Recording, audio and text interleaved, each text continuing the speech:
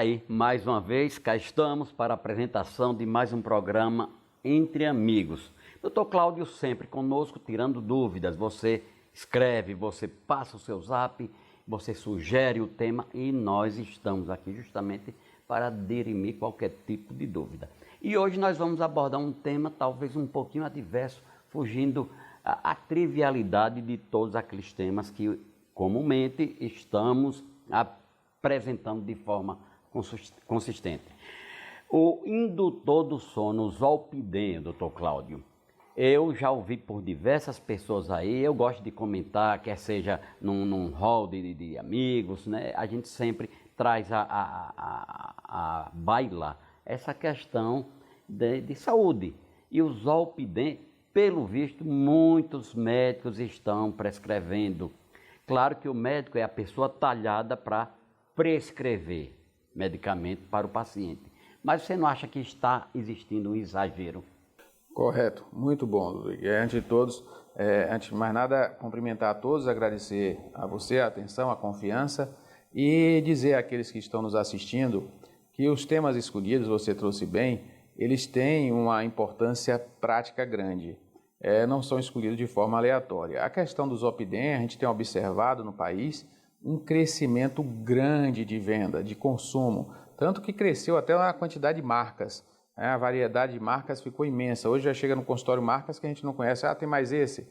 Então, o uso está muito grande. Desenfreado, né? Então, o que é que acontece? Então, precisamos falar sobre esse assunto, porque é de importância pública para a saúde pública e para você que está nos ouvindo, alguém de sua família que pode estar usando ou que possa passar a querer usar no futuro. Bom, o zolpidem é um indutor do sono, certo? Ele vai agir no mecanismo do GABA, né, e vai favorecer a questão da indução do sono num tempo breve. Então, o zolpidem tem esse mecanismo. E no Brasil ele é vendido na receita carbonada e não na receita daquela receita azul para os sedativos. Então, isso dá uma impressão, né, no Brasil, de que ele tem menos problema, que ele tem menos efeitos colaterais, até para os colegas médicos, né? Colegas médicos... quer dizer que existe essa diferença, do carbonado para o... Para o outro. Então, o que acontece? Então, como ele é usado na questão do dupla via, que é de medicamentos com menos efeitos colaterais e menor risco de dependência, isso cria uma falsa segurança sobre ele. E aí vale o alerta grande. Aí vou contar de forma bem prática. A paciente chega no consultório, foi a um colega médico, avaliou a parte cardíaca, o cardiologista, tem hipertensão... Aí começa a estar com insônia, o cardiologista coloca é bom para a questão, a hipertensão tem que dormir bem, sim. É importante para controlar o sono, isso é comum, caso comum, estou colocando para vocês. E ele começa a usar o zolpidem para controlar o sono, para ajudar na questão da qualidade de vida, do estilo de vida, ter uma boa noite de sono. Só que o zolpidem, ele não é tão inocente quanto parece. Até os médicos mais novos podem achar, né? Mas a gente tem que esclarecer, principalmente para os idosos e outras pessoas que não sabem. Essa semana eu já atendi pessoas mais jovens, adulto, idade média, usando o zolpidem com cefaleia, dor de cabeça, dores nas pernas, sem saber o que já tinha rodado 2, 3 médicos e era o uso do zolpidem. Ele pode dar efeitos colaterais. O zolpidem pode gerar uma certa dependência, o zolpidem pode alterar o humor, causar irritabilidade, causar alteração de humor, a pessoa ficar irritadiça, intolerante, pode causar desânimo, depressão, pode causar tontura e, sobretudo, nas pessoas idosas, ele pode dar fadiga, aumentar a indisposição, a pessoa perde a disposição para ir fazer uma atividade física, não consegue ir para a academia, não consegue ir para o pilates, está indisposta, está sem disposição. Total. Aquela fadiga, isso vai comprometer, aí o benefício do sono, né, vai ser prejudicado porque daqui a pouco ela está sedentária. Então já não vai dar esse benefício cardiovascular tão grande, temos que alertar. Então aí a gente começa. E aí vem os prejuízos maiores, principalmente das pessoas acima de 60 anos. Como o geriatra falar, o zolpidem ele pode aumentar o risco de quedas, aí uma fratura, perder até a vida, que é comum, já aconteceu pacientes meus tomar um sedativo, sair do consultório na semana seguinte, num colega médico, tomar um sedativo, cair no dia seguinte ao sedativo, e quebrar um fêmur. E esses efeitos colaterais provocados por zolpidem, eles têm a reação imediata? Deixa eu terminar só a história do... Aí você está falando do homem que tomou... Sim. Eu lhe explico. Aí o que acontece? Aquela que eu estava contando.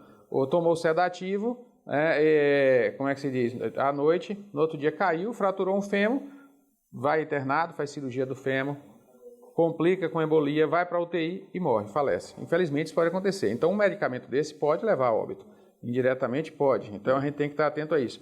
E a outra coisa para não esquecer, que eu volto para você me perguntar novamente aquela questão, desculpe, só para não esquecer, Ludwig, o outro prejuízo, para concluir, é que o Zolpidem pode aumentar o risco de precipitação de forma grande e intensa de Alzheimer. Se vocês forem estudar, olhar, isso tem desde 2017, tem muitos trabalhos americanos. Se você colocar no Google, por exemplo, Zolpidem Alzheimer, você vai pegar os artigos em inglês, americanos, você vai ver de universidades famosas, renomadas, sérias, vários trabalhos científicos mostrando que o Zolpidem induz comumente a uma precipitação do aumento do risco de início de Alzheimer. A pessoa ia ter Alzheimer com 85, pode ter com 70. Então, ele compromete, mesmo aqueles que não têm Alzheimer, ele acaba comprometendo um pouco a memória e a qualidade de vida. Então, o Zolpidem tem efeitos colaterais, certo? Então, a pessoa tem que estar atento, porque o outro ponto importante que eu não esqueça, só para não esquecer, e peço perdão, Ludwig, é o seguinte: não devemos tratar a insônia de forma simplória. Usar um Zolpidem só para induzir ao sono, rapidamente, isso pode estar se deixando de tratar uma depressão que a pessoa não manifestou. Então, pegar e começar a usar o Zolpidem, a pessoa pode ter outros problemas que estão levando à insônia, certo? São diversas causas de insônia, efeitos colaterais de outros medicamentos. E aí você está, em vez de corrigir a insônia de outra maneira, você está simplesmente usando uma máscara. Então é importante avaliar outras questões que podem trazer uma melhora para a sua saúde, para a sua longevidade. Não é apenas usar um remédio para dormir, é saber a causa da insônia para tratar corretamente. Porque se você usa simplesmente um remédio que serve para qualquer insônia, você está deixando de saber a causa da insônia que pode comprometer sua saúde e seu tempo de vida. Mas você me faz uma pergunta que eu lhe atrapalho. Eu vou até alterar um pouco, indiretamente, você já deu parte da resposta que eu queria.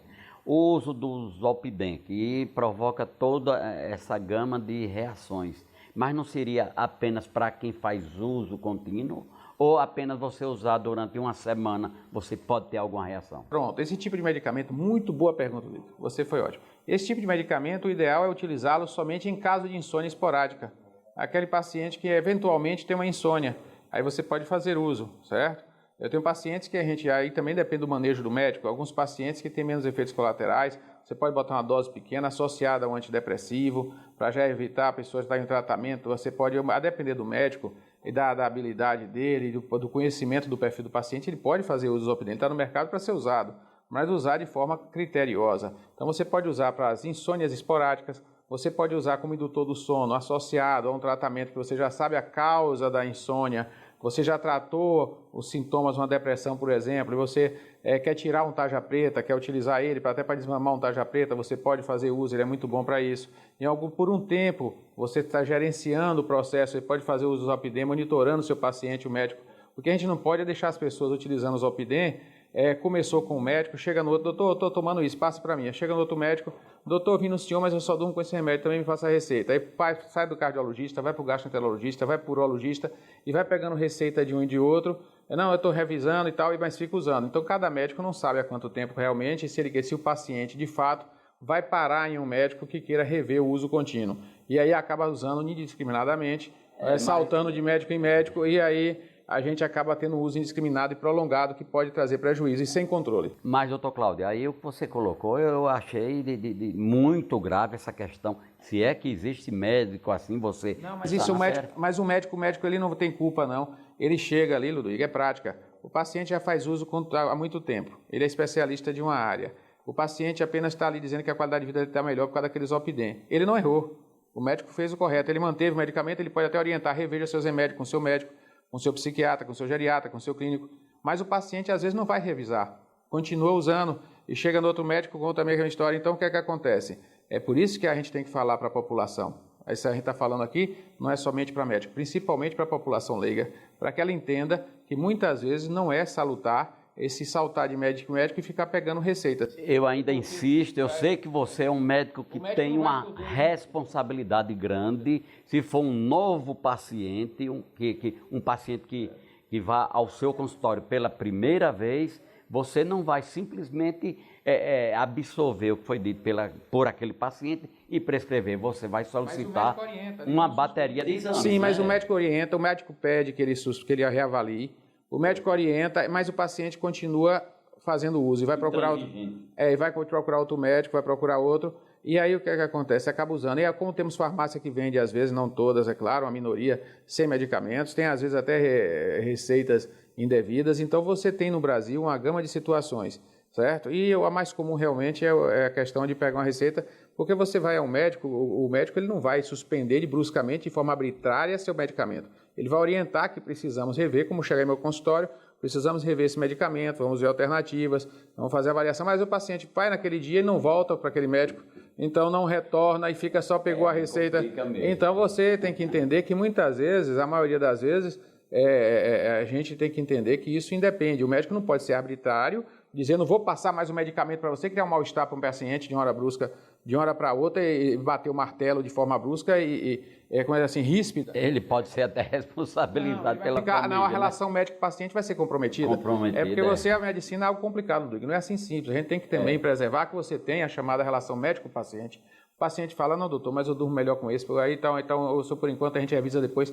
E o paciente, o médico vai prescrever sim, vai manter a relação médico-paciente e planejando já no futuro, convencer o paciente em novas consultas à substituição. Então, essa questão de bater, de ser rígido, isso não existe na medicina. O médico é humano e a gente preserva a relação médico-paciente também. Então, nessa conduta, a gente tem que olhar. Por isso que tem que ter o diálogo, a conversa e o esclarecimento. Por isso que é importante abordar o paciente e dizer, tem um risco, pode acontecer isso, pode acontecer aquilo. E aí você vai convencendo o paciente. Você não pode ser intransigente, duro, ditador, fazer a medicina de forma ditatorial. Você tem que fazê-la democraticamente, na relação de convencimento. Isso é o mais saudável e o que vai trazer maior benefício, tanto para o paciente como para o médico.